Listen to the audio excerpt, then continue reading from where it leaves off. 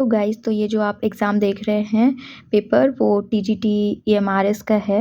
14 दिसंबर second shift का D1 booklet number है और ये मेरा कल एग्ज़ाम था। और मैं आपको आज कुछ इंटरेस्टिंग फैक्ट्स इसके बारे में बताऊंगी, तो आपको जानना ज़रूरी है जो मैंने एनालिसिस किया है। एंड सो स्टार्ट,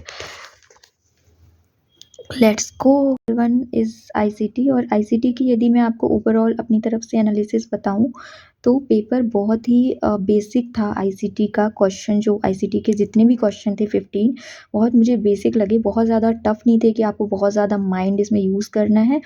यदि आपके पास फैक्चुअल नॉलेज है, आपने इसको अच्छे से पढ़ा हुआ है, तो आप इसको ईजिली अटैम्प्ट कर सकते थे।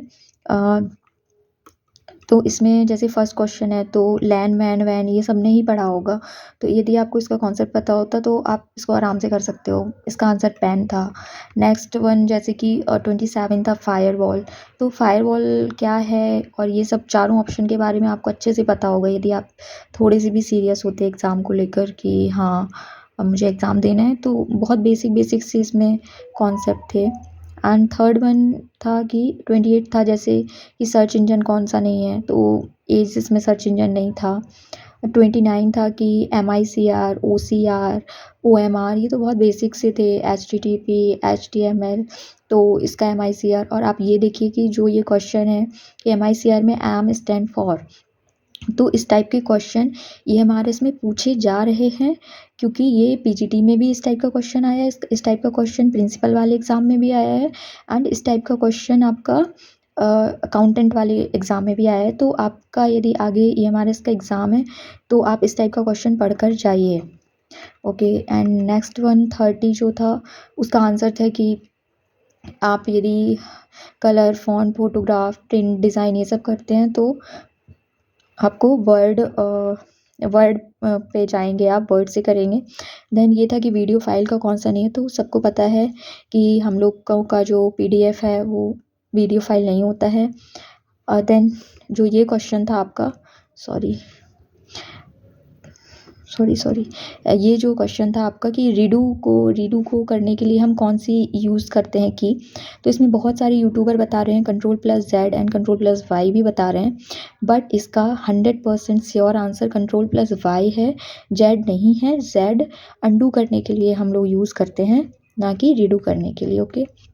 देन नेक्स्ट वन जो था वो था एंटीवायरस प्रोग्राम कौन नहीं है, तो सबको पता है कि डिफेंडर, नॉर्ट्रॉन, कैस्परे ये एंटीवायरस हैं, बट टेलीप्राइम कोई एंटीवायरस प्रोग्राम नहीं है।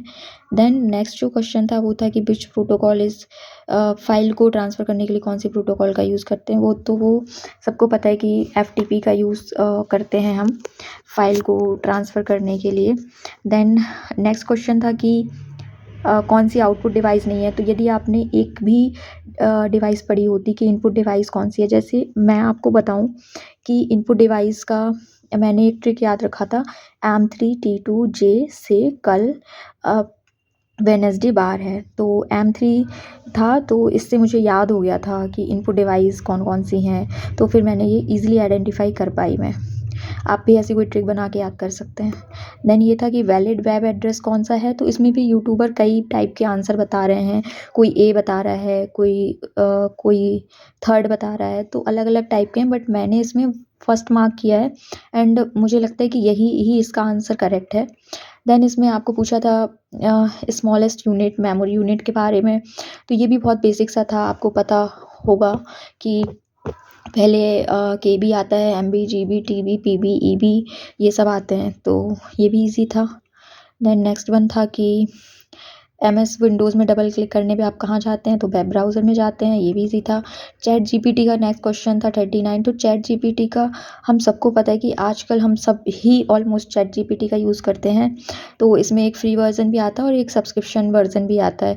आप एक लिमिट तक फ्री यूज़ कर सकते हैं, देन आपको सब्सक्रिप्शन लेना होता है for uploading image and extra उस पर वर्क करने के लिए। तो इसका आंसर फर्स्ट था कि पेड भी होता है और फ्री भी होता है।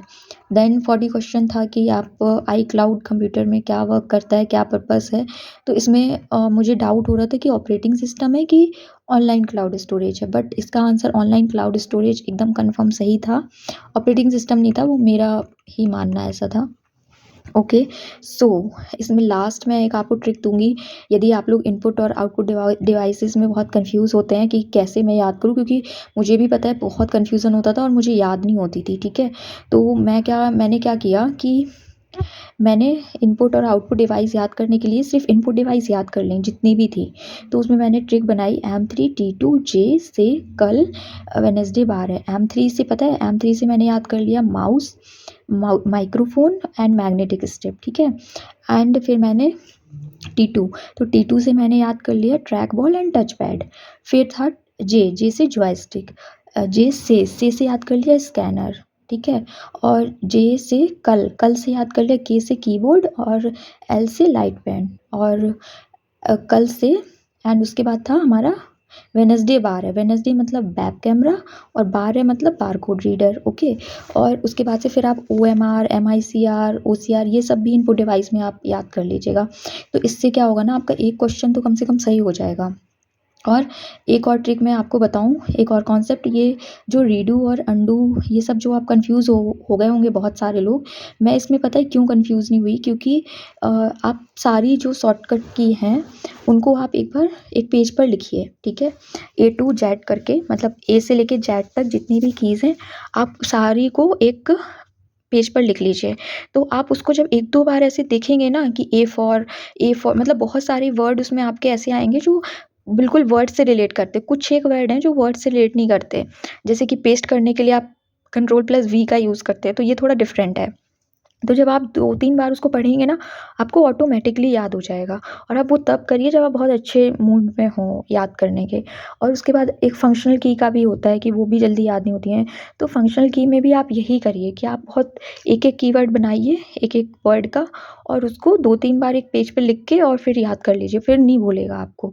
तो ये मेरा एक तरीका था इसको सॉल्व करने का। तो यदि आपको अच्छा लगा हो और आपके यदि यूज़फुल हो तो प्लीज़ आप लोग फॉलो करिएगा। Thank you.